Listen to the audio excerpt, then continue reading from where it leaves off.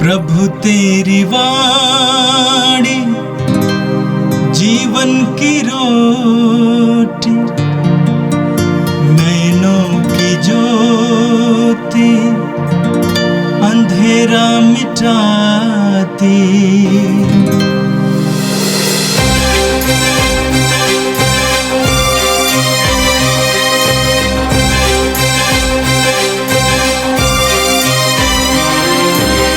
प्रभु तेरी वाणी जीवन की रोटी, नैनों की ज्योति अंधेरा मिटाती। प्रभु तेरी वाणी जीवन की रोटी, नैनों की ज्योति अंधेरा मिटाती। वाणी वाणी वाणी वाणी वाणी पवित्र है, शाश्वत है, जीवन का मन्ना है। 9 जुलाई बृहस्पतिवार। पहला पाठ नबी होशेया का ग्रंथ, अध्याय 11, वचन संख्याएं 1 से 4 और 8 से 9 तक। प्रभु यह कहता है, इस्राएल जब बालक था तो मैं उसे प्यार करता था, और मैंने मिस्र देश से अपने पुत्र को बुलाया। मैं उन लोगों को जितना अधिक बुलाता था, वे मुझसे उतना ही अधिक दूर होते जाते थे। वे बाल देवताओं को बलि चढ़ाते थे और अपनी मूर्तियों के सामने धूप जलाते थे।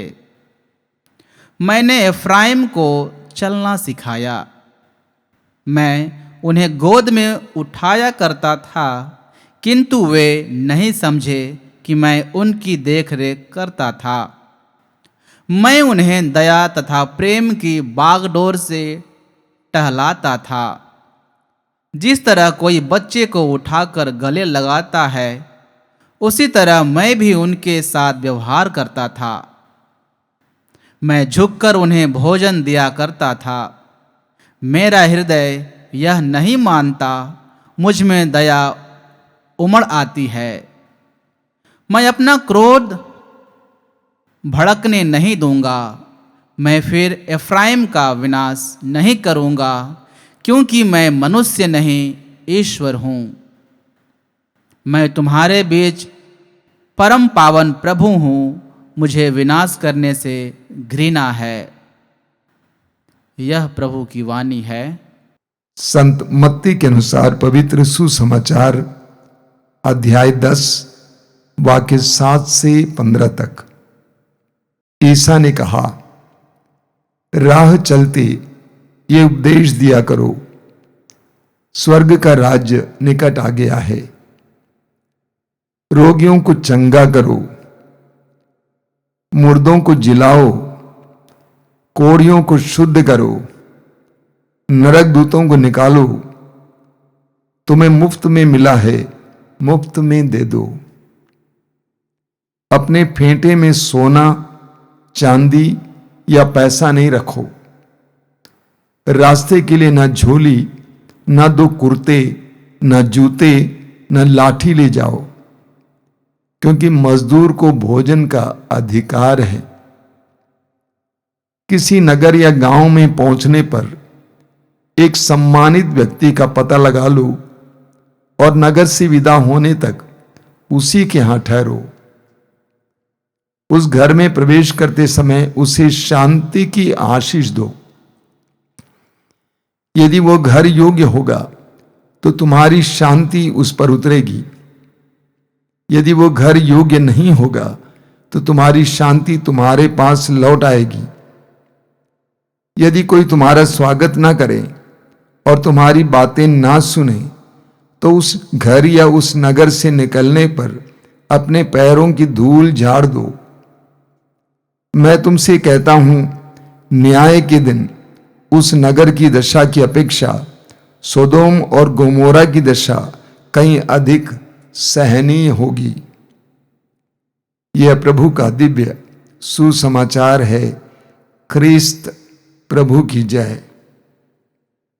मेरे प्रिय भाई और बहनों, आज का पहला पाठ नबी होशिया के ग्रंथ के अध्याय 11 से लिया गया था। आज का पाठ बहुत ही हृदय स्पर्शी पाठ रहा। ईश्वर के प्रेम के बारे में, नाजुक प्रेम के बारे में एक सुंदर वर्णन था। हम इस्यास नबी के ग्रंथ के अध्याय 54 उसके वाक्य 10 में पढ़ते हैं।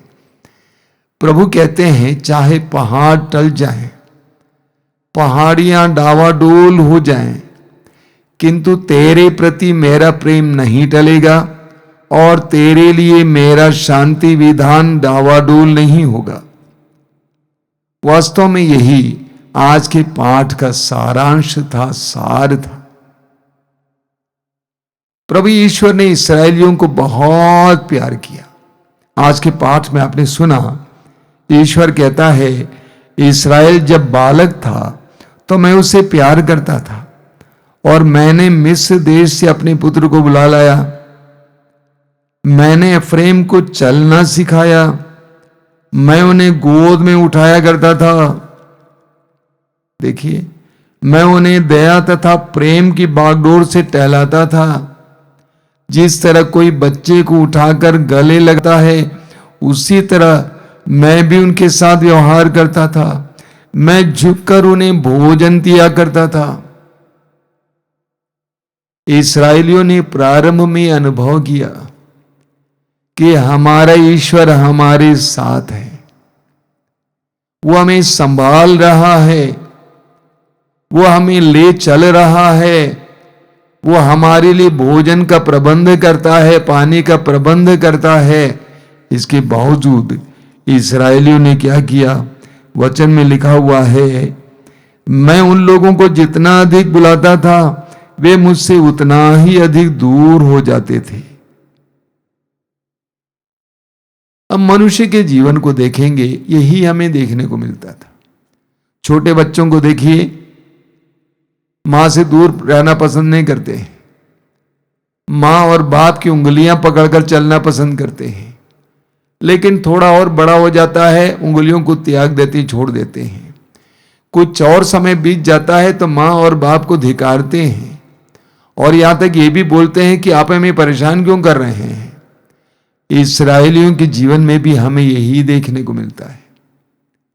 इस्राएली जैसे जैसे बढ़ते गए वैसे वैसे ईश्वर का तिरस्कार करते गए, लेकिन ईश्वर ने उनका तिरस्कार नहीं किया। वचन में क्या लिखा हुआ है? वचन में लिखा हुआ है, मैं अपना क्रोध भड़कने नहीं दूंगा, मैं फिर एफ्रेम का विनाश नहीं करूंगा, क्योंकि मैं मनुष्य नहीं ईश्वर हूं। ईश्वर का स्वभाव क्या है? मनुष्य का स्वभाव पाप की ओर झुकना होता है, लेकिन ईश्वर का स्वभाव क्या है? ईश्वर का स्वभाव प्रेम है। पूरी बाइबल हमें सिखाती है कि ईश्वर प्रेम है। और आज के वचन में प्रभु कहते हैं कि मैं ईश्वर हूं, मैं मनुष्य नहीं हूं। अब मनुष्य क्या करते हैं? जिसे हम प्यार करते हैं वो हमारे साथ विरोध करता है, विद्रोह करता है, तो हम उसका तिरस्कार करते हैं, हम उसको बहुत दूर रखते हैं। लेकिन प्रभु ईश्वर कहता है कि मैं ईश्वर हूं, मैं तुम्हारी तरह नहीं हूं। अगर तुम मुझसे घृणा करोगे, मेरा तिरस्कार करोगे, तब भी मैं तेरा तिरस्कार नहीं कर सकता हूं। एजेकियल नबी के ग्रंथ के अध्याय 18 वाक्य 32 में प्रभु कहते हैं कि मैं पापियों के मृत्यु से प्रसन्न नहीं होता हूं।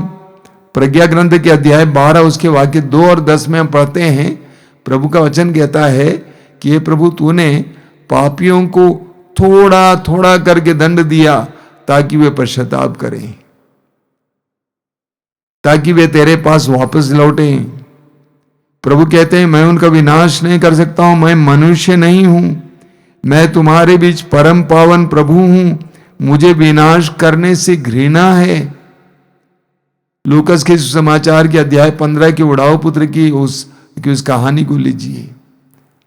पुत्र ने स्वेच्छा से संपत्ति का अपना हिस्सा लिया और परदेश चला गया, लेकिन जब वो वापस लौटता है पिता के भवन की ओर, पिता उसको दूर से देखता है, उसकी ओर दौड़ पड़ता है, उसको अपने गले से लगाता है, अपने कलेजे से लगाता है। स्तोत्र 103 पढ़िएगा, वहां पर ईश्वर के प्रेम के बारे में एक सुंदर गुणगान हमें पढ़ने को मिलता है। वहां पर लिखा हुआ है, आकाश पृथ्वी के ऊपर जितना ऊंचा है उतना महान ईश्वर का प्रेम। पिता जिस तरह अपने पुत्र पर दया दिखाता है, उसी तरह ईश्वर अपने भक्तों पर दया करता है।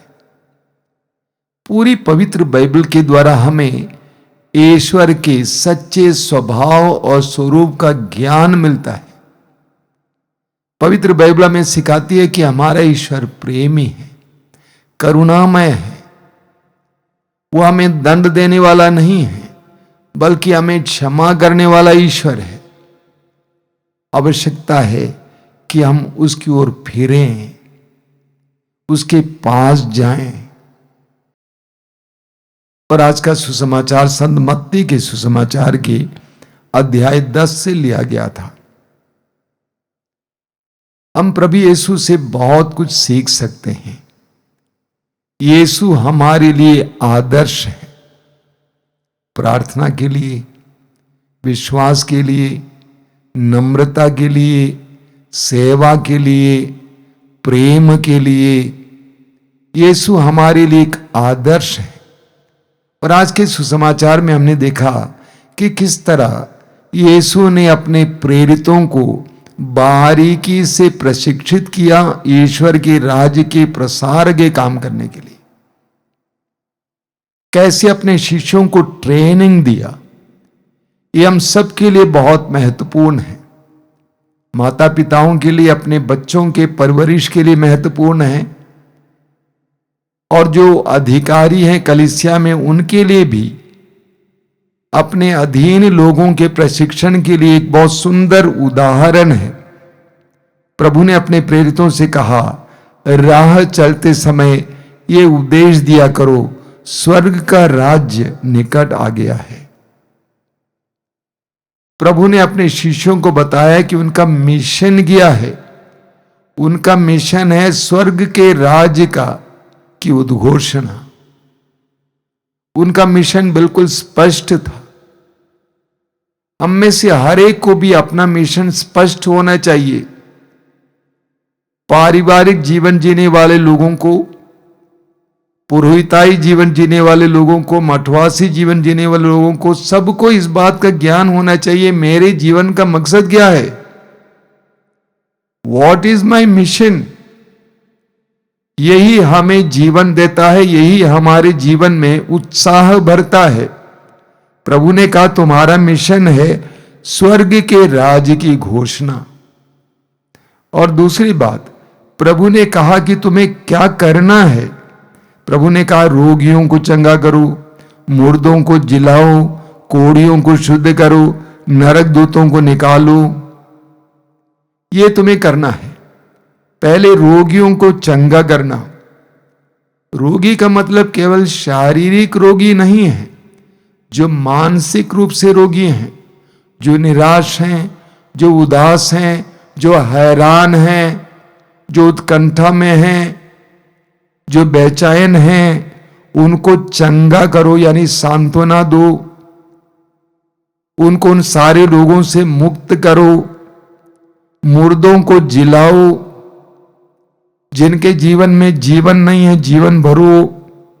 जो निराश हो चुके हैं, जो जीवन में विफलता पर विफलता अनुभव करते हैं, जो मरे जैसे जीवन जीते हैं, जिनकी जिंदगियों में कोई खूबी नहीं है, ऐसे लोगों को जिलाओ, ऊपर उठाओ, कोढ़ियों को शुद्ध करो।